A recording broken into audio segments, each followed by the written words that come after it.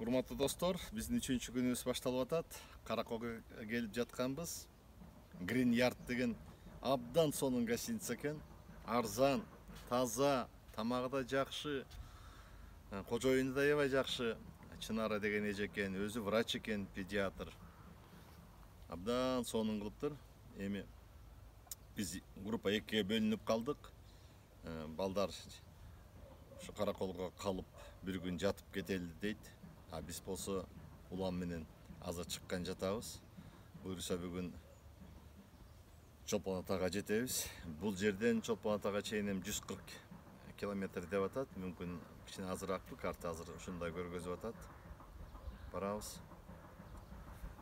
Оорчулук бар экен, эми буттар, сандардын баары кичине ооруп атат. Бирок ойлойм жакшы болот эми.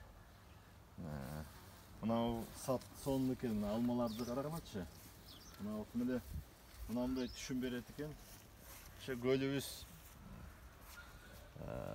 уникалдуу жаратылышы да, абдан уникалдуу да. Эмне гана экпесең колеровация этип чоңоюп кетет да.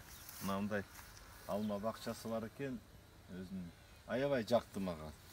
Бар тең жап-жашыл көп болуп турат, жанагы май айындагыдай болуп турат.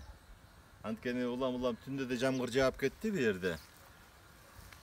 Ушундай оокат кылам десе, иштейм десе мүмкүнчүлүк бар. Адисчилик керек. Ошонун жолун таап, билип алып кетсе бир топтору жакшы. Мындай кылып, дагы мынакей жайкысын кылып коюптур. Ушул өз менен сүйлөшсөм айтат, май айынан башталат дейт. Мына май, июнь, июль, август, сентябрь, октябрдын ортосуна чейин, 6 айга чейин ушул туристтер келип турат дейт. Андан кийин ноябрдын аягында декабрь, январь, февраль 3 ай лыжа башталганда келет дейт. Мындай жакшы гостиница алып койсо, ошон аэропорттун оңдой турган план бар эле, кичине ошол кечигип атат, ошону оңдоп коюшса сонун болот эле да. Каракол туризм потенциалы аябай чоң. Мына Ош шаары менен Каракол шаарыныкы экөөнүн потенциалы аябай чоң да. Анткени экөөндө дең якор бар да. Караколдо негизинен кышкысын бул жанагы лыжа тебүү, жайкысын, күзгүсүн мына тоолорго чыгуу. Мынын тарыхы да бар да. Оштуку болсо Сулайман тоо, эң чоң якор. Ошонун тегерегин тартыш керек да. Мен убагында ошо өкмөт башында турганда Ош шаарынын өнүгүү программасын кабыл алганбыз биз.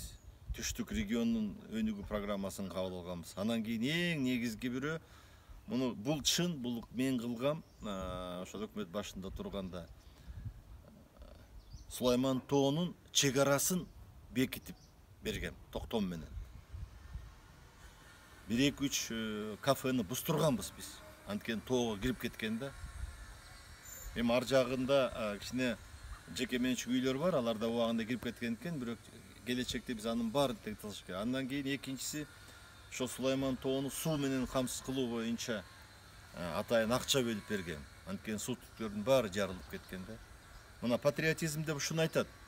Анан көптөр эле жөн эле баягы бекерли урушо берет да, Сариев эмне кылдың депчи. Мен көп нерсени кылдым.